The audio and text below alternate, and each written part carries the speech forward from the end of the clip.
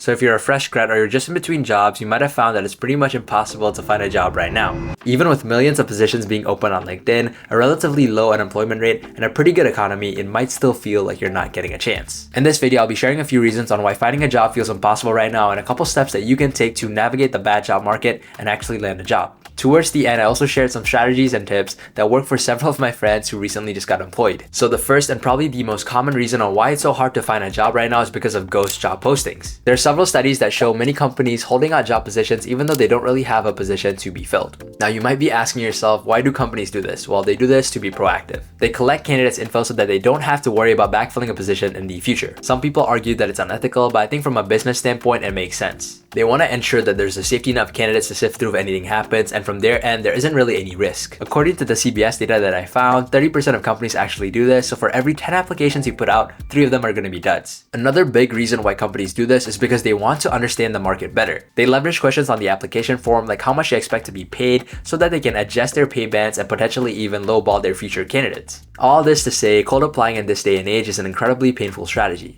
And on top of that, if a company is actually hiring and have a legit position open, they might already have a candidate in mind. Usually, companies tend to prioritize internal candidates who are looking to upskill or pivot into a new role. They're still required to post that position or opening, which means they're taking in candidates' information and applications even though they essentially have already filled that position. Even if they don't have an internal candidate in mind, most companies have this thing called a referral system where employees are incentivized to refer people who they think are a good fit for the position at that company. These candidates are prioritized over the average cold applicant and are usually guaranteed at least an interview. From a recruiter's perspective, they have a quota of X amount of interviews to give out for each position, so if they can fill it out with referred candidates, they can save a lot of time and resources, so it's a win in their book. Now let's say there's an odd scenario where a company has a position open with no internal candidates in mind and also no referrals. A senior or more experienced worker might apply for that position, maybe it's a junior position or entry-level position, just because they can get a job at their level. From a company's perspective, they see this as a win because they get an experienced person for a cheaper price. However, this imbalance between experience and role will lead to a downstream effect of more candidates applying for lower level positions.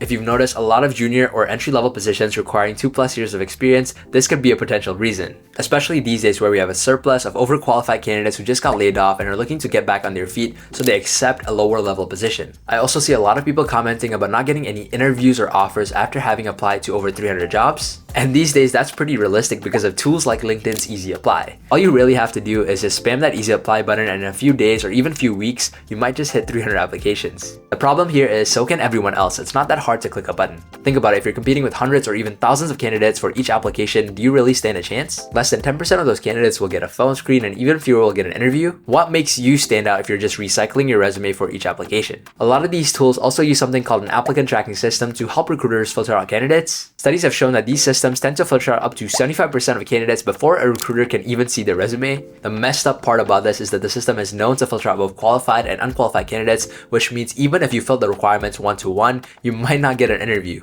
So with all that said, what can you do? What can you do despite all this red tape to actually get a job in this horrible market? The first thing I recommend you do is understand the system. Learn the ins and outs of the applicant tracking system and understand what criteria will get you filtered out. Chances are, if you're applying through websites like LinkedIn, Indeed, or Glassdoor, your application and resume are probably being parsed by an ATS. Once you understand how it works, you can modify your approach and use ATS-friendly templates so that your content can actually be parsed. You don't need a fancy resume with bright colors. All you need is a simple resume that the AI can read and understand. You can also use the job description to get a better ranking on the system and hopefully even get a recruiter to see a resume. I mentioned before that these days a job posting will get hundreds if not thousands of applicants. So if you want to take the mass application route, you'll need to aim a lot higher in terms of applications to get an interview, let alone a job offer. I personally recommend a more targeted approach where you optimize your resume for each application. This would mean carefully selecting positions that you think you'd be a good fit for and trying your best to get a referral. Reach out to people who work there, or even better, people who you know that also work there. Chances are they're incentivized to refer you, and once they invest their time into you, they're more likely going to help you through the end. I would also personally avoid applying to jobs that are over a day old if you're gonna go for the cold application route. This is just because they probably already saturated with a lot of applicants,